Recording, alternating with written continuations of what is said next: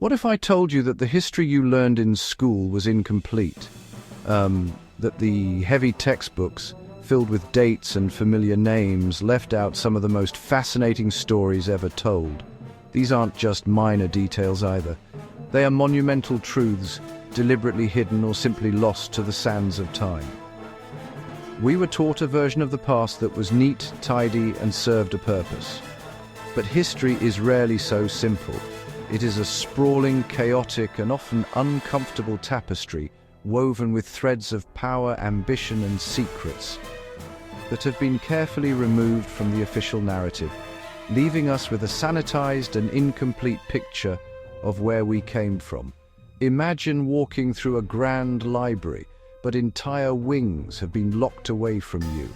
Behind those sealed doors lie tales of unimaginable wealth, technologies that defy our modern understanding, and entire civilizations that rose and fell in spectacular fashion, leaving behind only whispers and riddles. These are not fictions or fantasies, they are the missing chapters of our shared human story.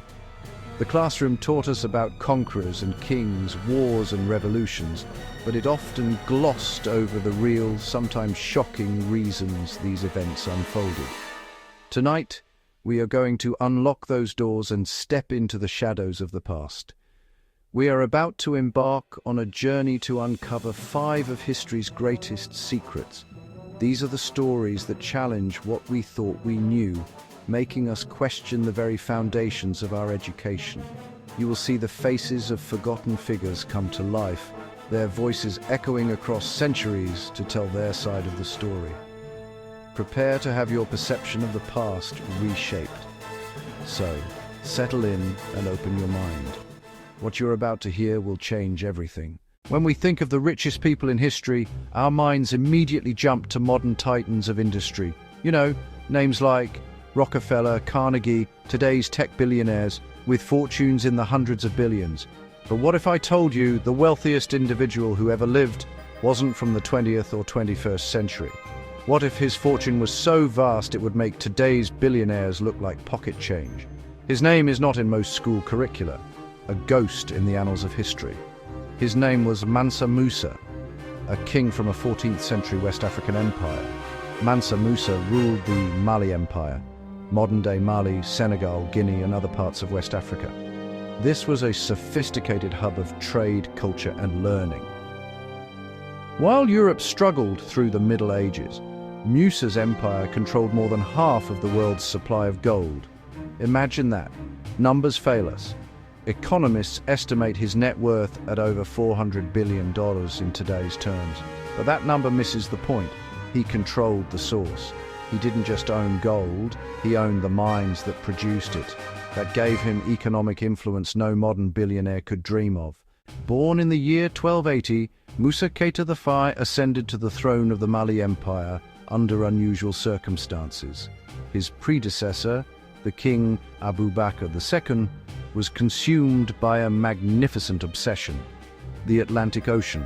Abu Bakr II equipped a grand fleet of 2,000 ships and sailed west. He instructed his captains not to return until they had found the other side. He never came back.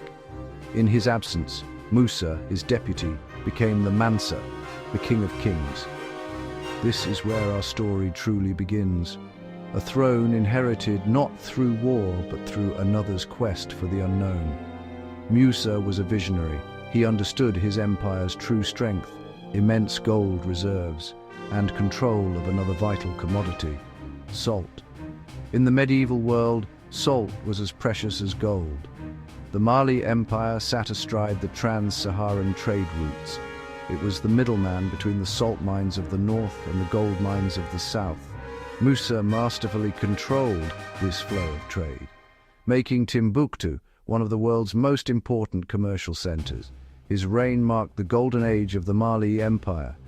He expanded its borders, annexing 24 cities, including the legendary Timbuktu. While Europe was just emerging from the so-called Dark Ages, Musa's Mali was a beacon of light, a testament to sophisticated societies beyond Europe. And it was this foundation that led to the single event that etched Mansa Musa's name into world memory, even if our textbooks chose to forget. In 1324, Mansa Musa embarked on the Hajj, the sacred pilgrimage to Mecca. But this was no ordinary journey. This was a procession of such staggering opulence.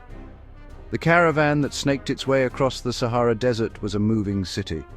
It consisted of 60,000 men, including a personal retinue of 12,000, all clad in the finest Persian silk and brocade. A train of 100 camels followed, each camel laden with up to 300 pounds of pure gold dust. This wasn't for trade. This was for charity. This was Musa's personal spending money for the trip. As he traveled through the great cities of the age, like Cairo, his generosity knew no bounds. He handed out gold to the poor he met along the road. He showered gifts upon the dignitaries who hosted him. He spent so lavishly that his journey had an unforeseen and devastating consequence. When his caravan arrived in Cairo, he spent and gave away so much gold that he completely destabilized the regional economy. The price of goods skyrocketed. A gold-fueled hyperinflation took hold and crippled Cairo's economy for more than a decade. Think about that for a moment. One man's pilgrimage had the power to crash the financial system.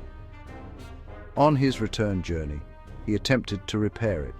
He borrowed back all the gold he could. It was the only time in history that one man controlled the price of gold in the Mediterranean. After his legendary pilgrimage, Mansa Musa returned to Mali. He brought back an Andalusian architect and commissioned some of the region's most enduring structures. The most famous is the Djinguereber Mosque in Timbuktu. He invested heavily in education, expanding the University of Sankore in Timbuktu until it housed the largest collection of books in Africa since the Library of Alexandria, attracting students and scholars from across the globe. However, after Musa's death around 1337, his empire began a slow, tragic decline.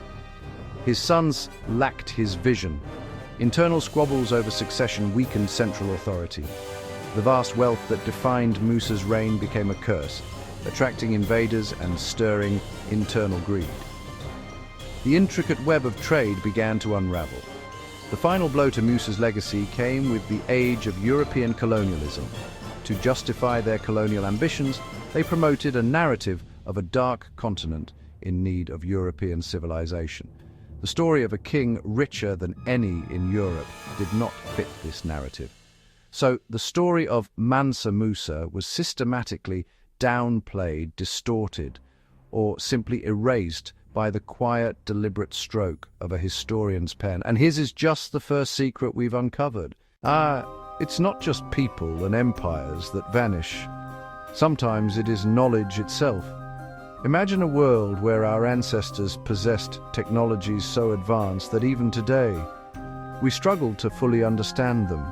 We are taught to see history as a straight line. But the evidence suggests a far more complex reality. It suggests that knowledge can be gained and then catastrophically lost. Consider the tools used to construct ancient megalithic sites, from the precision-cut stones of Pumapunku in Bolivia to the perfectly interlocking blocks of Sacsayhuaman in Peru. We see craftsmanship that seems impossible without modern machinery. Eyes, when you see stones weighing over 100 tons fitted together so perfectly that not even a razor blade can slide between them, you begin to doubt the official story. We will now explore 3 of these technological marvels. We will examine the undying flames of the Byzantine Empire. They called it Greek fire. It was a liquid incendiary that could not be extinguished with water. The unbreakable cement of ancient Rome, opus cementicum. When tiny cracks formed, those clasts acted as a self-healing mechanism, which filled and healed the cracks, strengthening the structure over time. And a mysterious clockwork computer, salvaged from a 2,000-year-old shipwreck, the Antikythera mechanism, the world's first analog computer. Each one tells a story of ingenuity. Prepare to enter the workshops of the ancient world, where the line between history and legend begins to blur, and the secrets of lost technology await. But what happens when an entire civilization disappears? Here lie the magnificent ruins of Mohenjo-Daro, the heart of the Indus Valley civilization, a culture as sophisticated and widespread as ancient Egypt or Mesopotamia. At its peak, Mohenjo-Daro was a marvel of urban planning. These homes were equipped with private bathrooms and a complex citywide covered drainage system, a feat of sanitation engineering Europe wouldn't match for centuries. Archaeologists have found no evidence of grand palaces, no monumental temples, and remarkably few weapons of war. They had a written language, a script of elegant symbols that to this day we cannot decipher. Then, around 1900 BC, it all began to fall apart. The great cities were slowly abandoned. The people of the Indus Valley walked away from their homes and faded into the mists of history. Why? Newer research suggests their civilization wasn't destroyed by an invading army, but by a war they could not win, a war against a changing climate. The monsoon patterns shifted. The great river dried up and vanished.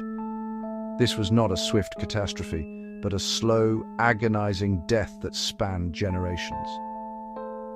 The fields turned to dust, the granaries emptied. The textbooks simplify it into a story of conquerors, erasing the far more terrifying and relevant story of a civilization brought to its knees by climate change. This pattern repeats throughout history. The collapse of the Mayan civilization is now largely attributed to prolonged drought. The decline of the Akkadian Empire has been linked to abrupt desertification. Empires can be erased by memory. One of the most significant of these forgotten powers was the Kushan Empire, a cosmopolitan empire at the absolute center of the Silk Road. The Kushans were masters of cultural fusion. They adopted the Greek alphabet. The first human-form Buddha statues were created in Kushan territory, blending Greco-Roman artistic styles with Buddhist philosophy. So why have most of us never heard of them? Without a strong surviving literary tradition, their memory faded, a ghost empire that quietly shaped the world. The history we were taught is an incomplete tapestry. Its threads frayed and its most vibrant colors faded. It was a curated version, edited for simplicity and shaped by the biases and agendas of those who held the power to write it. The common theme binding these hidden truths is one of power and loss. Power dictates whose story is told, and loss in its many forms is the great editor of history. Therefore, we must learn to approach the accepted stories with a gentle sense of skepticism. The classroom gave us a map of the past, but it is a map with vast, unexplored territories filled with the stories that have been deliberately removed or tragically lost. This journey into the shadows of the past is a call to curiosity, to look beyond the headlines of history and listen for the whispers in the margins. The past is never truly dead. It is always there, waiting just beneath the surface, whispering to those who are willing to listen. Go and find the truths that are hidden in plain sight, because the most profound secrets are often the ones we were never told to look for.